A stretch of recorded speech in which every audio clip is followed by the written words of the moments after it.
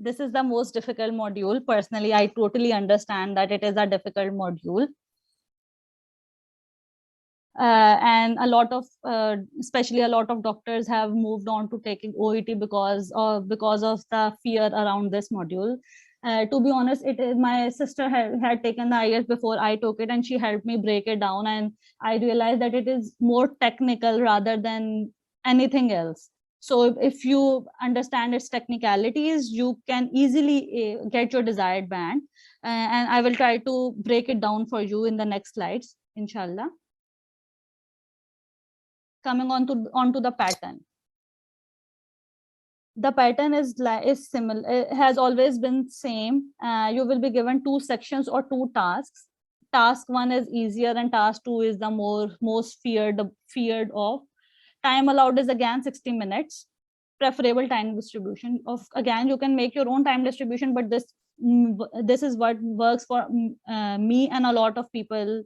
So I would suggest to spare 15 minutes for task 1 and 45 minutes for task 2, because this is a task where you have to think a lot and you have to write a longer paragraph as compared to task 1. And of course, you have to use your imagination for task 2. In task 1, you will be given what you have to write about. So coming on to task 1, what is the task 1?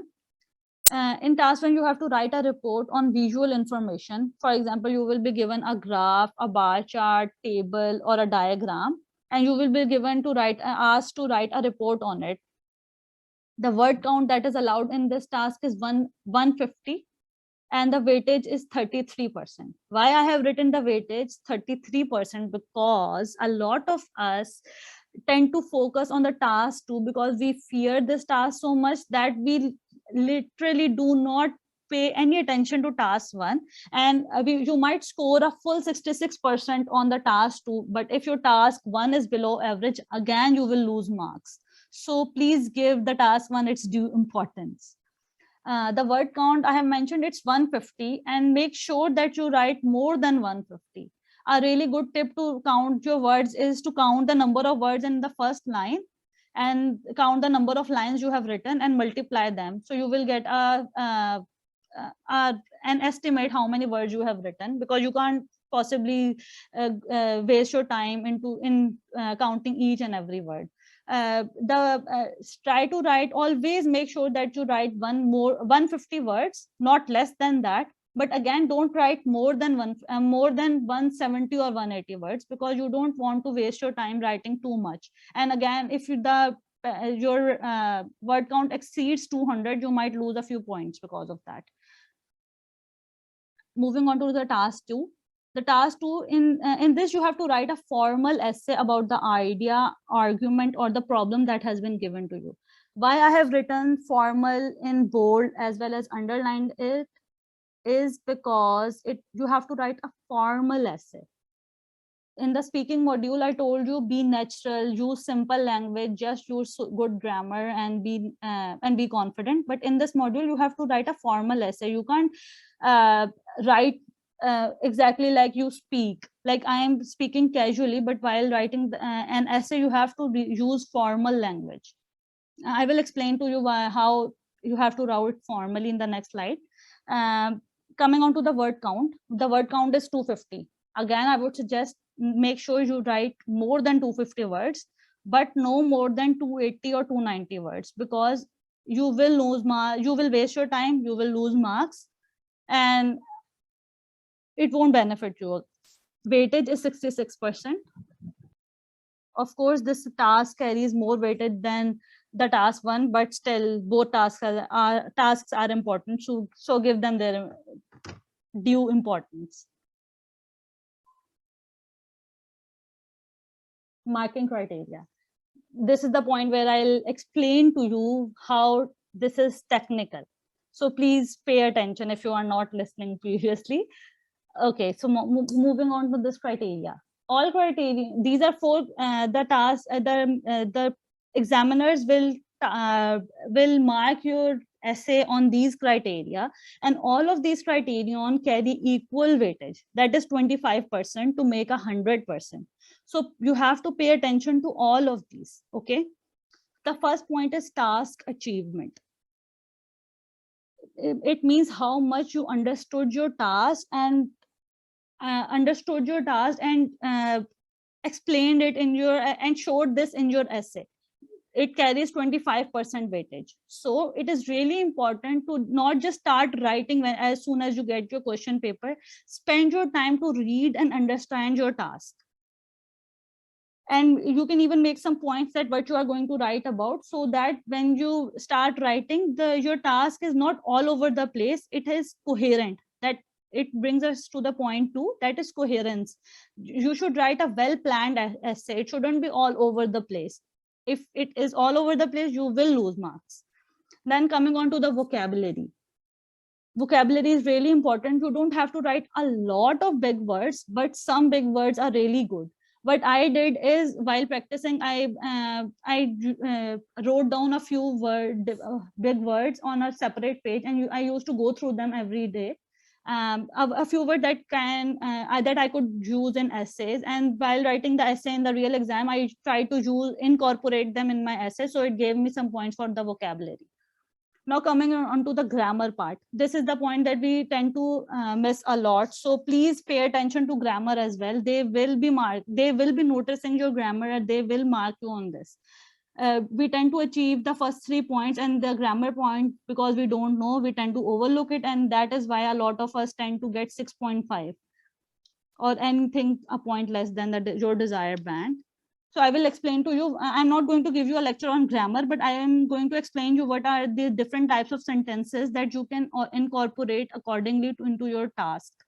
So a simple sentence, an example of a simple sentence would be, the bus was late. You can easily incorporate a lot of simple sentences in your essay. Then coming on to the compound sentence.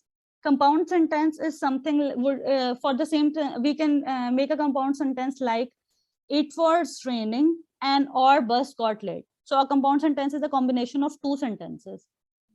It was raining and our bus got late. It is easier to incorporate a compound sentence. Coming on to the complex sentence. It's where it gets a bit complex, hence its name, complex sentence. So complex sentence is a combination of a dependent and an independent clause. Like the independent clause would not hold any meaning without the dependent clause. So an example of a complex sentence would be, although the bus was late, we arrived at our destination in time. Make sure to this is something you can find a few more examples of this type of sentence, and try to incorporate at least 3 to 4 of complex sentences. Now coming on to the conditional sentence.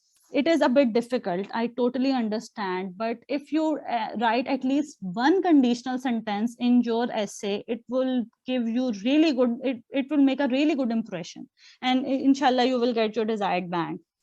An example of a conditional sentence would be, if it had not rained, I would have reached at my destination earlier. Try to incorporate at least one conditional sentence and you would be good to go, inshallah. If you have any questions regarding the marking criteria, please let me know.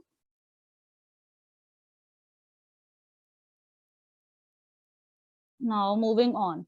Tips for task 1. Excuse me.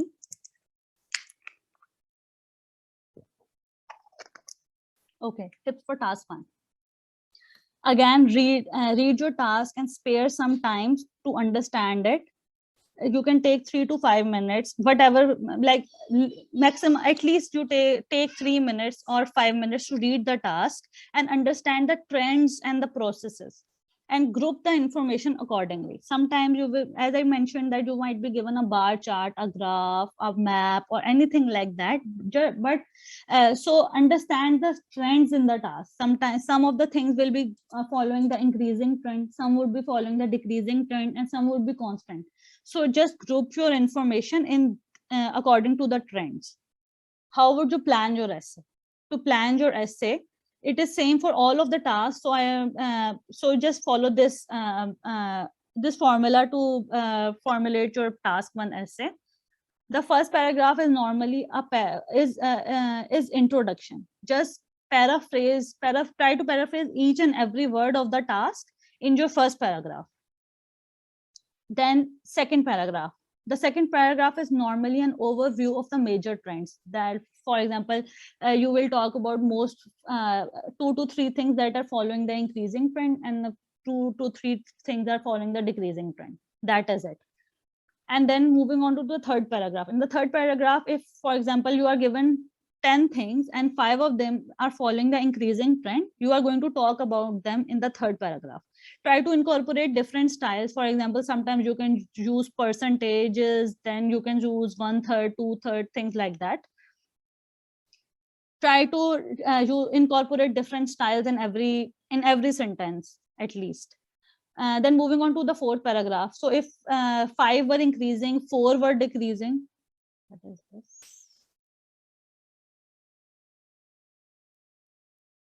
Fourth paragraph, try to write other trends and remaining information. The remaining information, for example, some things that remain constant, you can talk about them, or the things that were decreasing, like the 4 things that were in the decreasing trend. Sometimes some information can be skipped. Why I've written that? Because sometimes in the task you will be given 15 or 16 things that are following some trends. Some are showing a minimal change, or some are so random that you just if you try to write about all of them, you would be writing over 200 words. So you can miss some information. Even in the task, you would be it is written to talk about the major trend. So you can miss a few of the things so that you can make a good, well-defined and a well-planned essay. But again, don't miss a lot of information, but a few things you can always miss. Okay. If you have any questions, drop them in the chat box. Okay, types of task 2. This is the difficult module, and it has been divided into multiple types, because the task 1 is normally almost the same type, but the task 2 is divided into different types. So I will talk about all the types. I have people divide them into 5 to 6 types. I have, but more or less they are same. So I have divided them into 3 types. Okay, the first one, opinion essays. The opinion essays are where you have to give your opinion. How you will recognize them? You will find something like this at their end. What is your opinion regarding this? Do you agree or do you disagree? To what extent do you agree or disagree? This is something you these are some of the phrases that you can use to understand that this is an opinion essay. And once you have understood that you have been given an opinion essay, this is I will give you some tips how you can formulate your essay. The first tip would be choose one side. People tend to partly agree with one side and partly agree with the other side, thinking that then they will have a lot to say, but this won't make a good impression. It will make your essay non-coherent, and it is also not good that you don't have good decisive power. So it is really important to choose just one side and think of very good reasons, at least 2 reasons with examples. Examples are really important. So think of 2 reasons with examples to support your side. That is it. You don't have to take both sides, just one side and stick to it. Now coming on to the essay plan. The first paragraph is similar to the task 1. You have to paraphrase each and every word, and then give your opinion. You have to introduce your opinion in the first paragraph, always. Okay. In the what you can do is, first of all, when you are move on to task 2, read your task, think of good 2 reasons, write the points and their example in the question paper, and then start writing your essay. In the first paragraph, you will paraphrase and give your opinion, just your opinion. In the second paragraph, you give your first argument, why you agree with that, and give an example. People tend to state facts and figures, and then they ask if they have to be factually correct. For example, the percentages, for example, the percentage of illiteracy in a country, or how many girls are educated, things like that. So again, as I told you, it is not a test of how factually you are correct. It is just a test of your English. So you don't, you won't get any extra marks for writing correct percentages or even wrong percentages. So it would be better to use terms like a fair share or a minimal amount or a great amount of people or clauses like that. Don't give any percentages. Third paragraph, in the third paragraph, you will give the second argument along with its example. And in the fourth paragraph, you will summarize your opinion and the key reasons. Here, you don't have to give examples, just summarize your arguments and give and write them shortly in the fourth paragraph. I would repeat this again, don't write more than 300 words. Maximum your word count should be between 250 to 290. That is it. Don't exceed that. Okay. And one more thing, if you make any mistakes, you can erase it. But if you feel that you don't have time, you can just cut it as well. You don't have to make it pretty. It should be legible, of course. It shouldn't be like that the examiner can't even understand what you have written, but you don't have to make it look pretty. If you have made a mistake, just cut it. You can erase if you have time, but just cut it, but try to write in at least understandable, legible writing. Now coming on to the discussion essays. How you can recognize them. You will find something like this at the end. Discuss both sides and share your opinion. Or what are the advantages and disadvantages? To be honest, these are the essays that are fairly easy. You can talk a lot of them here. And like in the previous one, I told you to stick to one side. Here you have full freedom to take both sides and talk as much as you want. But again, don't write more than 300 words. Tips. Think of reasons along with examples for both sides. Talk about the other side first. It will make a really good impression that, okay, like even in normal conversations, when you talk to someone who has a different opinion, you listen to their opinion, you try to understand why they have this opinion, and then you give your side and you explain why you think like that. So just like you talk in normal conversations, you have to write it in the discussion essay. So for example, if you discuss both sides, if you have been given something like discuss both sides and share your opinion, first of all, talk about the other side and why they think of it like that and give an example. And in the later, prove it wrong with your own example. So it shows that you are a person who understands, who listens to other people's opinion, but still is strong in the head and has his own opinion. Essay plan. The first paragraph would be again similar. You have to paraphrase and give your own opinion here.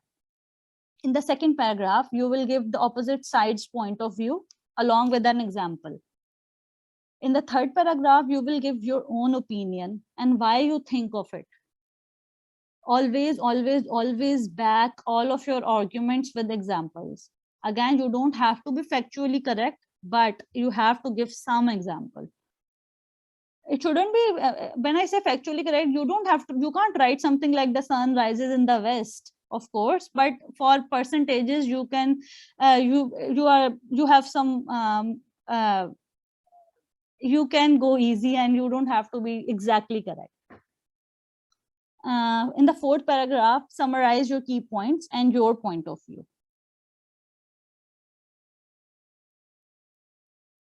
Okay.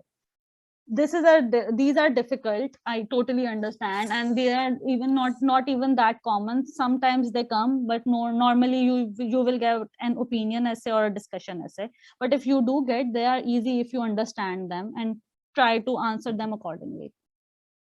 How you can recognize double question or solution essays. You will find these clauses like what are the causes and what can be done to solve this. So normally you will be given a problem and they will ask you that what is the reason behind this and what can be done to solve them. Or the second one there, yeah, what is the reason for this and what is your opinion about it? Okay.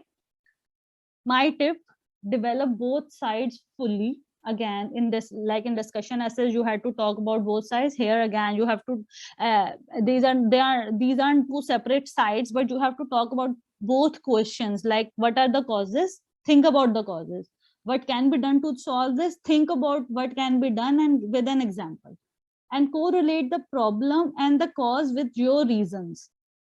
You can choose maximum of 2 reasons, because again you can't waste a lot of time, but correlate them. It shouldn't be irrelevant, because then you will lose some your points in coherence. I will explain it further in the next. I have added a few examples so that it's easier to understand.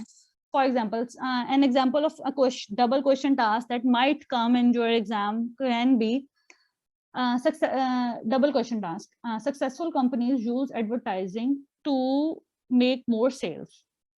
What can make an advertisement effective?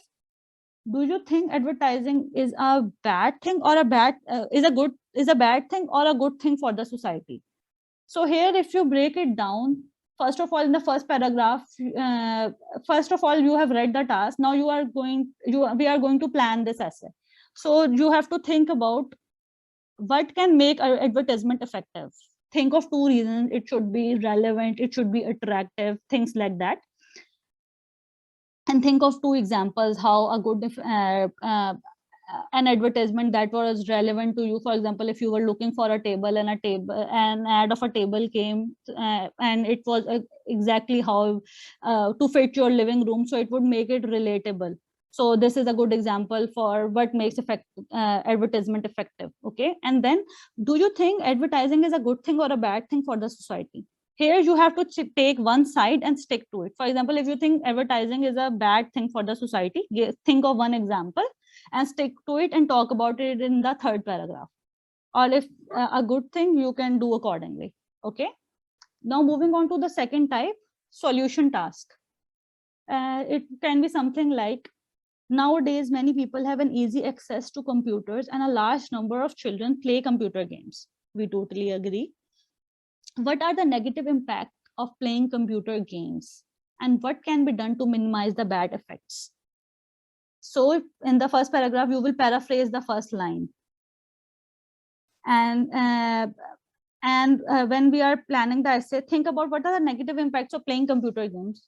Even we have kids who are screen addicted, so you can think of what impact they are putting on our kids. For example, it can affect their motor skills. It is causing a lot of speech delay in children these days, and it can affect their eyesight. There are a million reasons, so just stick with 1 or 2 and talk about them in the second paragraph. And in the third paragraph, what can be done to minimize the bad effects? You can say that we can increase the physical activity, bring them close to nature, or interact, or anything that comes into your mind, and talk about it in the third paragraph.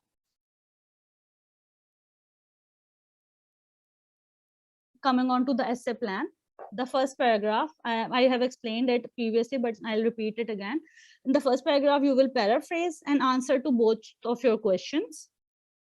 Like in the previous one, that what are the bad impacts of screen time? So you will write that it is affecting the motor skills or causing speech delays in children, and we can improve this by increasing the physical activity or things like that. You have to answer both of these shortly in the first paragraph. Then in the second paragraph, excuse me. In the second paragraph, answer the first question and give example. For example, you will talk in detail about how it's impacting, screen time is impacting the kids. In the third paragraph, you will answer the second question, that is your solution, how to decrease the screen time, and along with example that how it has helped children. And in the fourth paragraph, summary of both questions and your answers. And that is it.